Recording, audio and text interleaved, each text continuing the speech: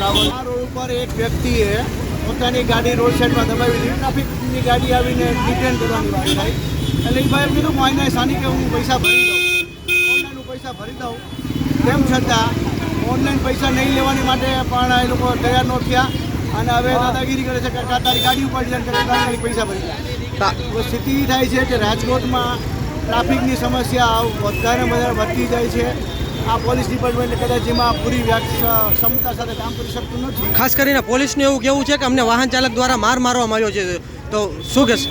એ વાત પોલીસને કોઈ સામાન્ય માણસ મારી શકે એવી માત્ર પોલીસવાળાને કોઈ હાથ ઉપાડી શકે, દાદાગીરી કરી શકે એ માત્ર ભાજપના જ આગેવાનો કરી શકે, સામાન્ય માણસોની કોઈ શક્તિ નથી. 8 તારીખથી હેલ્મેટ ફરજિયાત છે, એને લઈને શું આપનું? પ્રજાને એમ કહીએ છીએ કે તમે તમારી સુરક્ષા કરો, આ સરકારના ભરોસે રહેવાનું નથી.